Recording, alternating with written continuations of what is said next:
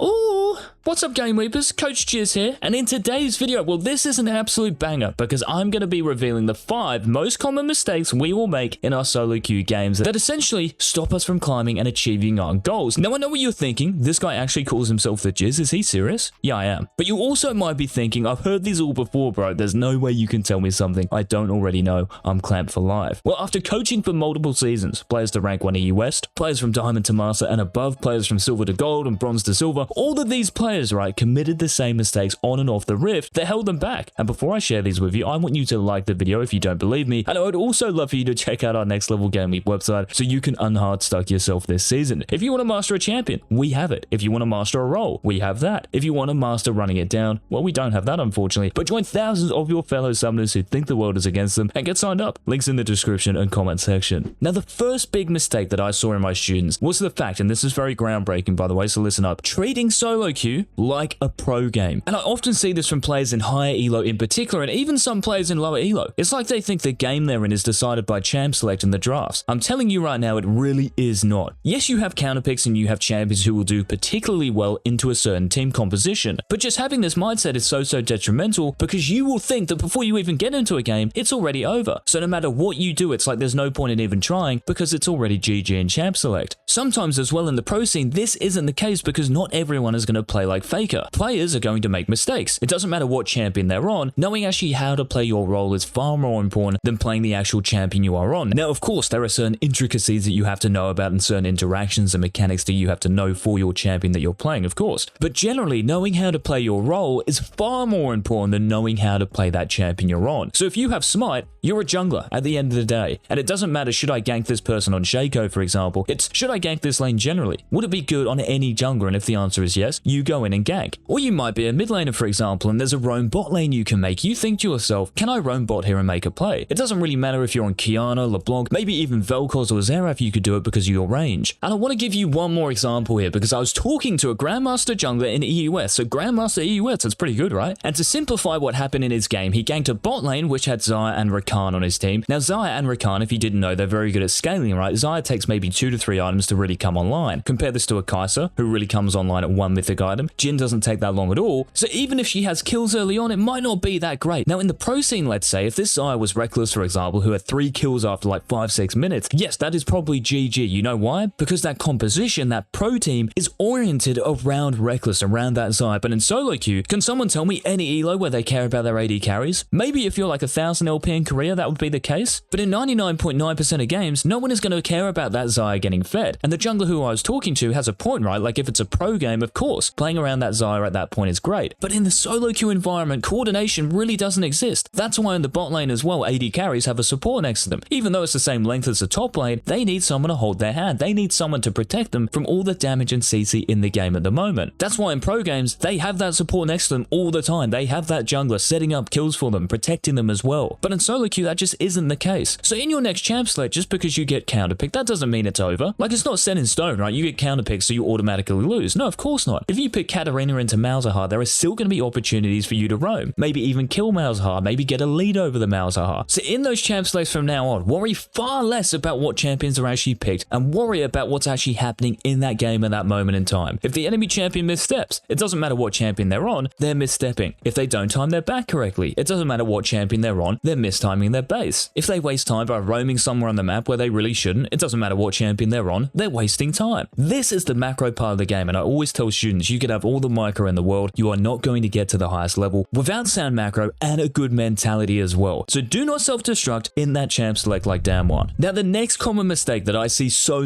often in students I coach is this one right here. Tunnel visioning your lane, and this is really important as well. So many players, right, when they're playing in lane, even in jungle as well, will just tunnel vision their lanes beyond belief. It's like the only lane that matters, right? So if you're a mid laner, all you see on your map on your screen is your mid lane. It's like Howling Abyss, right? But guess what? This is Summoner's Rift. Your lane is not the only thing on your screen on the minimap. If you look in the bottom right in your games, there's top lane, there's a jungle, there's a Rift Herald, there's 2 rivers, there's dragons, there's bot lane, there's mid lane. There's so many areas on the map that have an influence over your lane. Even summoner spells as well, right? If you think about TP, even ultimates, if you think about a Nocturne ultimate or a TF ultimate, you have to take all of these influences into consideration. Because as I said, if it was just a 1v1, if it was just you against your lane opponent, it would be Howling Abyss, right? This is why so many laners, and even in higher reload this happens as well, they'll just stand in a very neutral position, you know, because they're not thinking about the rest of the map. They're not thinking about the rest of the champions that could be somewhere. It's like as long as they see their lane opponent, they're fine, they're safe. It's just a 1v1 at that point. But it really isn't. You always have to be thinking about what's happening and what could be coming to your lane. Whether it's the enemy jungler or the enemy support who just got a base off and bought Mobies and is roaming mid lane or top lane even in some cases. And I'm sure you've seen it in high elo games as well. Let's talk about mid lane for example. The highest level mid laners will always position towards one side of their lane because they know the enemy jungler is on a particular side of the map, so they'll position away from that threat. If it was just a 1v1, of course, they're probably just going to stand in a very neutral central position, which is what pretty much everyone does in platinum, gold, silver. Even some higher elo players do this as well. They're not thinking about what's happening on the map. So just because some area of the map is in fog of war does not mean it's unimportant. You have to think about what's going on. You have to take all of these potential influences into account, and this is what the best players do. They're able to CS, they're able to trade, they're able to position in lane all at once, whereas someone in lower elo might be good at maybe one thing, like they might know how to play their champion, but that's about it. They don't know how to wave manage, they don't know how to position, they don't know their back timers, and so on. So tunnel visioning your lane is sometimes good when you know it's safe to do so, but try to think about the bigger picture, the bigger map a lot more in your games. You're going to die a heck of a lot less and make better decisions. Now this next mistake I've seen so much recently. More than hot tub streams on Twitch, that's how much. And this relates more to the mental side of the game. So when you get in a game, even when you get in champ select or even queue up, lots of players, especially in lower elos, put so much pressure on themselves, right? It's like, oh my god, I'm up for gold promos, I'm up for my platinum promos, I have to win these. Like if I don't, well, this mindset often backfires, and the reason is because you're putting pressure on yourself to win rather than putting pressure and an emphasis on yourself to play as well as you can, because at the end of the day, that is all you can do. You are not going to win every single game. No one does. No one has got to rank 1. No one has got to challenger with 100% win rate before ever. Trust me, and no one ever will. All anyone can ever ask of you is just to try your best and do as well as you can. And if you win, if you lose, it doesn't matter. If you take something away from that game, if you put in the maximum effort that you could have given, that's all we can ask for. So really, there's no pressure on you if you think about it like that. You're just going in. If you try as hard as you can, that's it. And you can then come out of those games and try to think about how you lost or how you won, what you could have done better, of course. So while having the desire to win is important, trying your hardest is by far the most important factor when it comes to the mental side of the game. And another reason why people put so much pressure on themselves is because they think they're impervious to losing. They think that losses aren't part of the process, right? This 100% win rate, this doesn't exist. So take this out of your mind. 100% win rate does not exist. You are going to lose games, and the more you accept the losses that come your way, which happens to everyone, doesn't matter how good you are or how bad you are, losses are part of the game and part of the learning process. So it might sound cliche, and it probably does, but it's like having that mindset of, I'm not afraid of losing because I'm going to learn from those mistakes, and even if I do lose, I know that I'm still happy because I tried as hard as I could. That's all I gave, and whether I made mistakes, whatever the case is, you can learn from them. You can go back in time and improve. So in that next game that comes around, you are a better player as a result, but you're still trying as hard, of course. Now, another mindset issue that I think a lot of people have, and if you're enjoying this type of video, guys, let me know by leaving a like on the video, is this one right here. So I think a lot of people, when they're in an ELO, whether it's silver, whether it's gold, whether it's diamond, whatever it is, they seem to think that they're in that ELO because of something else. Now, let me just say this, your ELO, whatever ELO you are in, guess what? This indicates your skill. That's just how it is. So if you're a diamond player, you're going to be in diamond. If you're a challenger player, you're going to be in challenger. If you're a bronze player, you're going to be in bronze. But lots of people like hiding from the facts. They like running from this and just making excuses saying, oh, well, I just have bad teams. I've had so many instances in the last,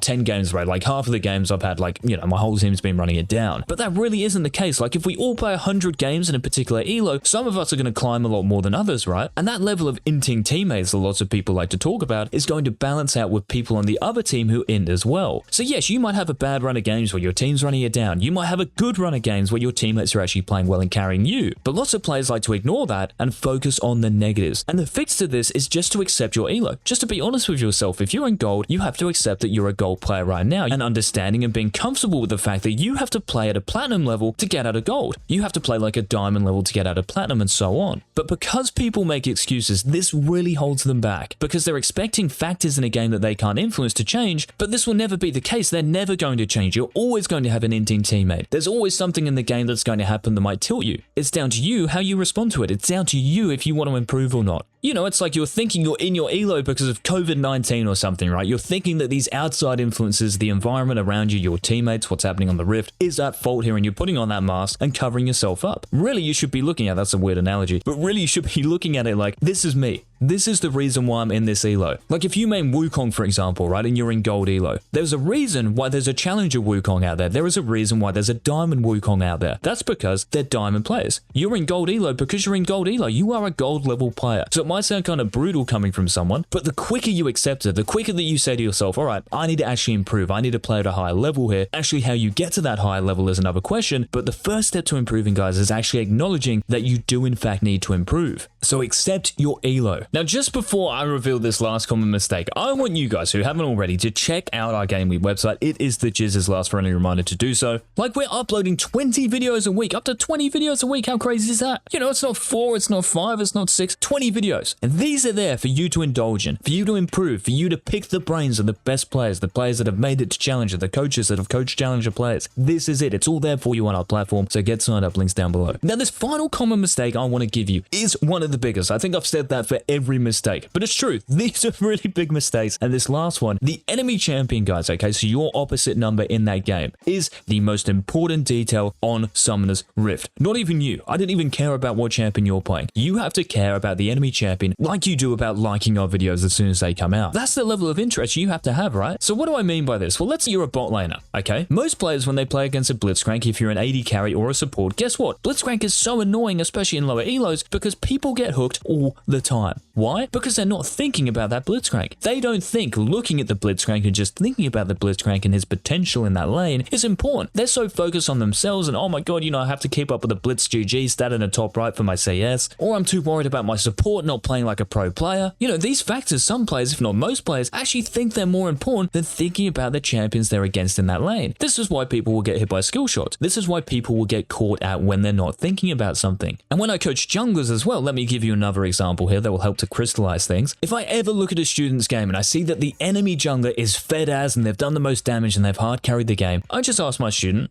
why is this? Why have they actually popped off? This is because you really let them. Now, yes, some games, even if you play perfectly, the enemy champion is going to do well because, yes, they might have 3 winning lanes, let's say. But most of the time, in 9 out of 10, in fact, more than that, 99 out of 100 games, you could have done something more to stop your opponent from having that influence. Doesn't even matter if you're a jungler, right? If you're a mid laner and your opposing mid laner pops off. One of the reasons they've popped off is because they're against you in the lane and you gave up too much. You let them have gold, you let them have more experience, you let them roam around the map for free. It could be because of at least one of many details, right? But I guarantee you will improve and you will climb and you will win more if you think about this, if you think about that enemy champion, if you prioritize what they're doing at the top of your list. So stop thinking about those e-girl DMs you're in. Stop thinking about TSM and how they're going to perform next season. When you're getting into a game and when you're in game, think about your opposite number and how you're going to cuck them. How are you going to limit their influence and how are you going to win your matchup? That is what matters on Summoner's Rift the most important detail. I cannot stress that to you enough. Now, I want you, if you think there is a bigger mistake out there that I didn't talk about, I want you to let me know in the comments. It's actually really interesting having these discussions because, yes, it is important. It helps people out. So let me know in the comments if there's a bigger mistake out there. And as always, guys, thanks so much for watching the video. This has been the Jizz, and until tomorrow's upload, remember to hit the sub button, by the way. Bye.